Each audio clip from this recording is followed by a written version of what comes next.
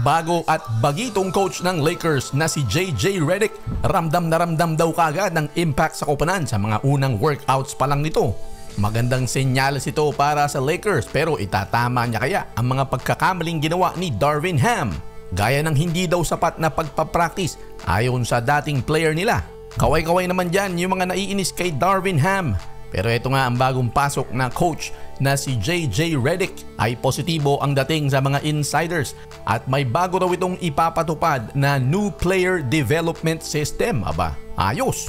Sinibak na at pinalitan itong si Darvin Ham pagkatapos nitong hindi ma-follow up yung kanilang pagpasok sa Western Conference Finals noong 2023. Ayon kay Dan Wojcicki ng Los Angeles Times, ramdam na raw ng ilang mga Laker players ang impact ni JJ Redick sa sinimula ng training camp. May pinapagawa raw itong kakaibang training. At kahit hindi pa kumpleto ang buong koponan, kung sino man ang presente ay inuunti-unti na niya na parang sinasabi ang mensahe na ito na ang bagong sistema mula ngayon. Dagdag pa ni Wojcicki na ang mga workouts daw ay kinatatampukan ng mas maraming live basketball, 1-on-1 at 3-on-3. Noong mga nakaraang mga summers daw, ang focus lamang ni Darvin Ham ay more on individual, non-competitive work. Kumbaga mas easy lang kay Darvin Ham ang practice. Pero ngayon ay mas pukpukan. Kung matatandaan nyo, mga ilang araw pa lamang ang nakakaraan, may ibinulgar itong si Pat Beverly na nag-apologize daw sa kanya si Coach Darvin Ham dahil hindi ito sumunod sa kanyang suhestyon noon na mag-practice ng mas madalas. Kaya ngayon obvious na mukhang yun ang isa sa mga babaguhin itong si JJ Redick. Ang bagitong coach nga na ito na si JJ Redick ay talagang gigisahin ngayon. Kailangan niyang patunayan ng kanyang sarili, kumbaga ay sink or swim. Wala siyang experience sa pagko-coach sa kahit na anong professional level.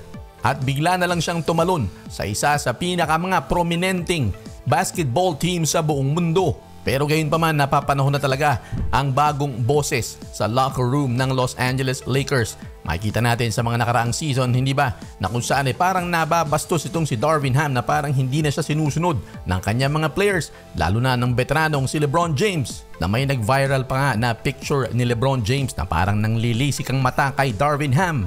Ang isa pang kaabang-abang na gagawin nitong si JJ Redick ay kung babaguhin niya kaya yung pagbabalasa ng mga players at player development, kagaya na lamang ng kanilang rookie pick na si Jalen Hood-Schifino. Si Hood-Schifino ay pang 17th overall pick noong 2023 NBA draft, pero hindi nakakuha ito ng mga makabuluhang minuto sa ilalim ni Darvin Ham.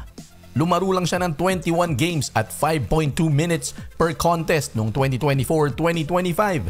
Ang layo ni Jalen Hood-Schifino sa mga kasabayan niya sa NBA draft, na kung tutusin ay hindi dapat ganun dahil alam nyo ba mga kabasketball, sa G League, lumaro ito ng 15 games sa South Bay Lakers, nag-average ito ng 22 puntos, 5.5 assists at 4.8 rebounds. Malaki ang potential talaga ng batang ito. Ang tanong, magdi-develop kaya ito sa ilalim nitong si JJ Redick?